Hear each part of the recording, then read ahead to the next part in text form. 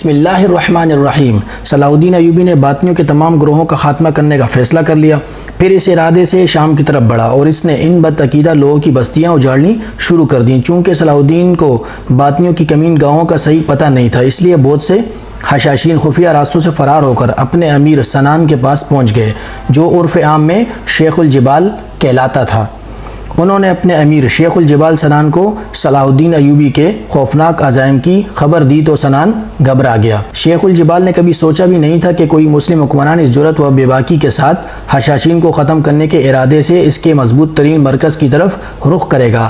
اب تک تو یہی ہوتا آیا تھا کہ سنان پہاڑوں کے خفیہ غاروں میں بیٹھ کر اسلامی ریاستوں کے معاملات میں دخل اندازی کرتا تھا اور اپنے آدم خوروں کے ذریعے مطلوبہ آدمیوں کو قتل کرا دیا جاتا تھا۔ آخر طویل غور و فکر کے بعد شیخ الجبال سنان صلاح الدین ایوبی کے حقیقی ماموں شہاب الدین محمود بن تکش کے پاس پہنچا اور التجا کے لہجے میں بولا، تم اپنے بانجے صلاح الدین کو روکو، وہ ہماری ہلاکت و بربادی کے در پہ ہے۔ شیخ الجبال کی بات سن کر شہاب الدین سوچ میں پڑ گیا۔ شہاب الدین کو ذہنی کشمکش کا شکار پا کر شیخ الجبال نے ایک اور شیطانی چال چلی۔ اس نے 50,000 دیناروں سے بھری ہوئی تھیلیاں صلاح الدین ایوبی کے ماموں کے قدموں میں رکھ دی اور انتہائی عاجزانہ لہجے میں بولا، اگر تم اپنے بانجے کو اس کے خونی ارادوں سے باز رکھنے میں کامیاب ہو گئے تو میں اس سے کہیں زیادہ رقم تمہاری نظر کروں گا۔ صلاح الدین ایوبی کا ماموں فطرتاً لالچی انسان نہیں تھا، مگر عام انسانوں کی طرح عیش و آسائش کی زندگی گزارنا چاہتا تھا۔ اس لیے حشاشین کے امام شیخ الجبال کی طرف سے پیش کی جانے والی بھاری رقوم رشوت قبول کر لی اور تیز رفتاری کے ساتھ صلاح الدین ایوبی سے ملنے کے لیے روانہ ہو گیا۔ وہاں پہنچ کر شہاب الدین اپنے بانجے سے یوں مخاطب ہوا، بیٹے تم اس وقت دو طرفہ جنگ میں مصروف ہو۔ ایک طرف خاندان زنگی کے دو طاقتور افراد سیف الدین اور سلطان ملک صالح ہیں اور دوسری طرف پوری صلیبی دنیا ہے۔ میں اپنے علم اور طویل جنگی تجربے کی بنیاد پر پورے یقین کے ساتھ کہہ سکتا ہوں موجودہ صورتحال کے تناظر میں ایک تیسری طاقت سے الجھنا انتہائی غیر دانشمندی ہے۔ صلاح الدین ایوبی تیسری طاقت کے ذکر پر چونک اٹھا، تیسری طاقت سے آپ کی کیا مراد ہے؟ صلاح الدین ایوبی نے پوچھا، میری مراد حشاشین شام سے ہیں، ان کا مذہبی نظریہ ہمارے عقیدے سے کچھ مختلف صحیح، مگر وہ ہیں تو مسلمان، پھر تم خواہ مخواہ ان سے دشمنی کیوں مول لیتے ہو؟ اگرچہ صلاح الدین ایوبی اپنے ماموں کا بہت احترام کرتا تھا، مگر اس وقت اس کے چہرے پر ناگواری کا رنگ ابھر آیا، مگر اس نے انتہائی ضبط سے کام لیا اور یہ میرا اور شیخ الجبال کا معاملہ ہے، برائے کرم آپ درمیان سے ہٹ جائیں۔ اپنے ماموں سے گفتگو کے بعد صلاح الدین نے صورتحال کا صحیح اندازہ کر لیا تھا، اس لیے وہ شیخ الجبال اور اس کے آدم خور حشاشین کو سنبھلنے کا موقع دینا نہیں چاہتا تھا۔ 50,000 منتخب سپاہیوں کو لے کر شام کے پہاڑی علاقے کی طرف بڑھا، جہاں باطنیوں کا مرکز موجود تھا۔ شیخ الجبال سنان اپنی زمین دوست بنا گاہ میں مسرور و مطمئن بیٹھا تھا۔ اسے یقین تھا کہ شہاب الدین محمود کو اتنی بڑی رشوت دینے کے بعد اور وہ اس کی جماعت صلاح الدین ایوبی کی یورشیوں سے ہمیشہ کے لیے محفوظ ہو جائیں گی۔ پہاڑوں کے درمیان یہ زمین دوست پناہگاہ دراصل شیخ الجبال کی وہ زمینی جنت تھی جو اس نے اپنے امام حسن بن صبا کی تقلید میں قائم کی تھی۔ پہاڑی چٹانوں کو کاٹ کر ایک بڑا ہموار میدان بنایا گیا تھا، پھر اس پتریلی میدان میں زرخیز علاقوں سے لا کر مٹی ڈالی گئی تھی اور اس طرح ایک انتہائی دلکش سبزہ زار بنایا گیا تھا۔ حسن بن صبا کی جنت کی طرح شیخ الجبال کی جنت میں بھی دودھ اور شہد کی نہریں بہتی تھی اور ہر طرف خوبصورت عورتوں کی ٹولیاں رہتی تھی۔ یہ وہ حوریں تھیں جو رقص و سرور کے ذریعے شیخ الجبال اور اس کے فدائین کا دل بہلایا کرتی تھی۔ ابھی شیخ الجبال اپنی جنت کے نظاروں میں گم تک کہ صلاح الدین ایوبی کا برق رفتار لشکر شام کی حدود میں داخل ہو گیا۔ جب یہ صلاح الدین ایوبی کا لشکر شام کی حدود میں داخل ہوا تو اس اچانک افتاد سے پورا شہر سہما ہوا تھا، مگر صلاح الدین ایوبی کے نقیبوں نے گلی کوچوں میں گھوم کر عام شہریوں کو یقین دلایا تھا کہ لشکر اسلام جنگ کی غرض سے نہیں، چند باغیوں کی گرفتاری کے لیے شام کی حدود میں داخل ہوا ہے۔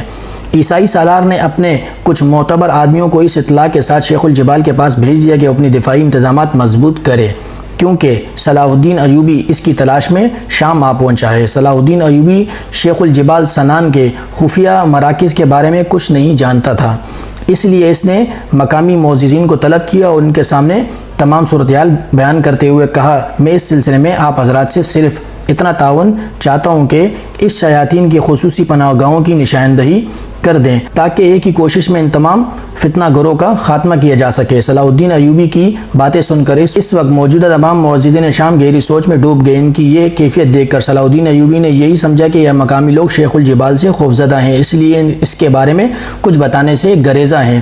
صلاح الدین ایوبی نے اپنے اس اندیشے کا اظہار کیا تو شام کے ایک ممتاز عالم عبد الرحمن بن سعد نے جواباً کہا، ہم حشاشین سے خوفزدہ نہیں، اصل میں وہ ایک انتہائی منظم گروہ ہے، کوئی نہیں جانتا شیخ الجبال کے ماننے والے کہاں ہیں اور کس بھیس میں ہیں۔ میری آپ سے یہ درخواست ہے کہ پوری تحقیق کیے بغیر ہر کسی سے ملاقات نہ کریں۔ ہماری اطلاعات کے مطابق حشاشین کی پناہ گاہیں اسی سلسلے کو حصار میں ہیں، مگر یہ بات پوری یقین کے ساتھ نہیں کہی جا سکتی کہ شیخ الجبال کس پہاڑی غار میں روپوش ہے۔ یہ بھی سننے میں آیا ہے کہ فدائین کی ایک بہت بڑی جماعت ہر وقت اس کی حفاظت کے لیے موجود رہتی ہے۔ یہ بات تو عام طور پر مشہور تھی کہ سنان شام کے سلسلے کوثار میں رہتا ہے اور اس لیے اس نے شیخ الجبال پہاڑیوں کا بزرگ یا امیر کا لقب اختیار کیا تھا۔ صلاح الدین ایوبی نے نماز فجر ادا کی اور دیر تک بڑے پرسوز لہجے میں اپنی اس مہم کی کامیابی کے لیے دعائیں مانگتا رہا۔ اس نے دوبارہ معززین شہر سے ملاقات کی خواہش ظاہر کی۔ ظہر کی نماز کے بعد تمام عمائدین شہر صلاح الدین ایوبی کے خیمے میں جمع ہوئے تو صلاح الدین ایوبی نے ان سے کہا کہ یہاں حشاشین کی کوئی عبادت گاہ موجود ہے؟ عبد الرحمن بن سعد نے کہا یہاں باطنی عقیدے سے تعلق رکھنے والے افراد کی ایک درسگاہ موجود ہے جسے وہ دارالعمل کے نام سے پکارتے ہیں۔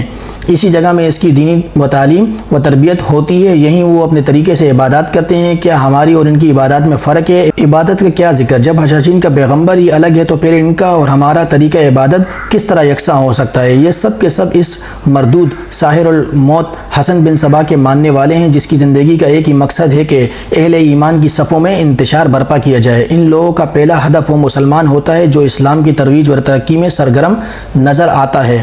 صلاح الدین ایوبی نے مؤدبانہ لہجے میں کہا کیا اسلامی فقہ کسی بھی اعتبار سے حشاشین کو مسلمان تصور کرتا ہے؟ ہرگز نہیں۔ عبد الرحمن بن سعد نے پرجلال اور دو ٹوک لہجے میں کہا ان کا دین اسلام سے برائے نام بھی تعلق نہیں۔ عبد الرحمن بن سعد کا فتویٰ سن کر صلاح الدین ایوبی کے ہونٹوں پر ایک آسودہ مسکراہٹ ابھر آئی۔ عبد الرحمن بن سعد کے جاتے ہی صلاح الدین ایوبی نے اپنے 50,000 سواروں کا ایک دستہ کچھ مقامی لوگوں کی نگرانی میں حشاشین کی تربیت گاہ کی طرف روانہ کرتے ہوئے سپاہیوں کو حکم دیا دارالعمل کے نگران اور دیگر منتظمین کو فوری طور پر پیش کیا جائے۔ صلاح الدین ایوبی کے سپاہی حشاشین کی تربیت گاہ دارالعمل پہنچے۔ تربیت گاہ کے دروازے پر 2 مسلح پہرے دار موجود تھے۔ وہ صلاح الدین ایوبی کے سپاہیوں کو دیکھ کر گھبرا گئے۔ انہیں پہلے ہی خبر مل چکی تھی۔ شیخ الجبال نے فوری طور پر انہیں خفیہ پیغام دیا تھا کہ صلاح الدین ایوبی کے لشکر کے ساتھ کسی قسم کے تصادم کی راہ اختیار نہ کی جائے اور ذہانت و تدبر کے ساتھ اس بلا کو یہاں سے ٹال دیا جائے۔ آپ لوگ کون ہیں اور یہاں کیوں آئے ہیں؟ ایک حشاشی پہرے دار نے صلاح الدین ایوبی کے سپاہیوں سے پوچھا۔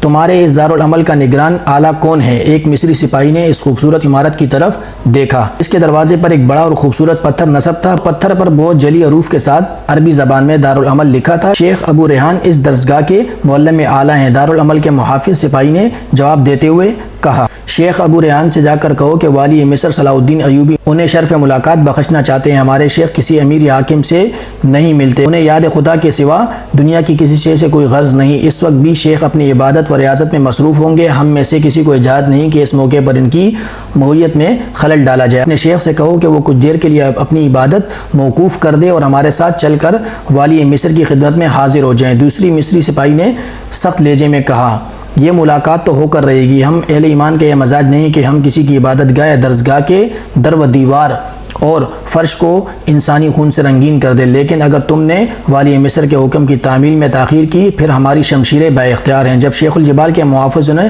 اندازہ کر لیا کہ یہ طوفان کی طرح ٹلنے والا نہیں تو ان میں سے ایک دارالمحمل کی عمارت کے اندر چلا گیا۔ پھر وہ کئی پرتیج راستوں اور تہخانوں سے گزر کر ایک زمین دوز کمرے میں پہنچا۔ پھر اس نے دروازے پر دستک دی۔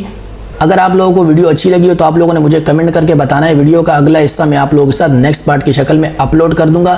اس طریقے سے ویڈیوز کو اپلوڈ کرنے کا مقصد یہ ہے کہ آپ لوگوں کے انٹرسٹ کو جاننا ہے کہ اگر آپ لوگوں کا اس ویڈیو میں انٹرسٹ ہے تو آپ لوگوں نے مجھے کمنٹ کر کے بتانا ہے اور ویڈیو کا اگلا حصہ میں آپ لوگوں کے ساتھ نیکسٹ پارٹ کی شکل میں اپلوڈ کر دوں گا۔ السلام علیکم۔